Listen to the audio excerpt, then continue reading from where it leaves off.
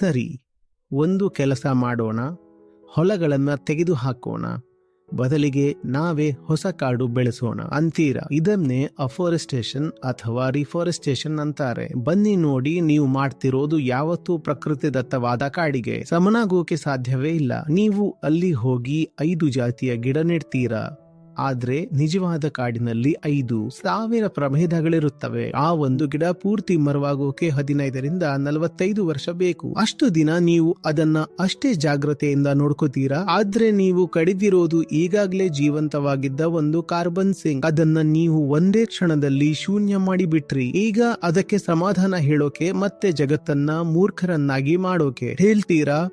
ನಾವು ಕೃಷಿಗೋ, ಫ್ಯಾಕ್ಟರಿಗೋ ಅಥವಾ ಮೈನಿಂಗೋ ಎಷ್ಟು ಕಾಡು ಕಡಿದಿದ್ದೀವೋ ಅದಕ್ಕೆ ಪ್ರತಿಯಾಗಿ ಬೇರೆ ಕಡೆ ಗಿಡ ನೆಟ್ಟು ಕೃತಕ ಕಾಡು ಮಾಡ್ತೀವಿ ಅಂತ. ಇದೊಂದು ವಂಚನೆ. ಆ ಗಿಡ 20 ವರ್ಷದಲ್ಲಿ ಎಷ್ಟು ಕಾರ್ಬನ್ ಅಬ್ಸಾರ್ಬ್ ಮಾಡುತ್ತೆ ಅನ್ನೋದನ್ನ ಬಿಡಿ, ನೀವು ಒಂದೇ ವರ್ಷದಲ್ಲಿ ಎಷ್ಟು ಕಾರ್ಬನ್ ರಿಲೀಸ್ ಮಾಡ್ತಿದ್ದೀರಾ ಅನ್ನೋದನ್ನ ಲೆಕ್ಕ ಹಾಕಿ. ಅದು 20 ವರ್ಷದಲ್ಲಿ ಹೀರಿಕೊಳ್ಳೋದಕ್ಕಿಂತ 100 ಪಟ್ಟು ಕಾರ್ಬನ್ ನೀವೊಬ್ಬರೇ 1 ವರ್ಷದಲ್ಲಿ ಹೊರ ಹಾಕ್ತಿದ್ದೀರಾ. ಇನ್ನು ಆ ಗಿಡ ಅಷ್ಟು ವರ್ಷ ಬದುಕಿ ದೊಡ್ಡ ಮರವಾಗುತ್ತೆ ಅನ್ನೋ ಗ್ಯಾರಂಟಿ ಕೂಡ ಇಲ್ಲ. ಆಗಿರಬೇಕಾದ್ರೆ ಯಾರನ್ನ ಮೂರ್ಖರನ್ನಾಗಿ ಮಾಡ್ತಿದ್ದೀರಾ. ಮರ ಕಡಿಯೋದು ಅಂದ್ರೆ ಅದು ನೇರವಾದ ಕೊಲೆ, ಅಕ್ಷರಶಃ ಅದೊಂದು ಕೊಲೆ.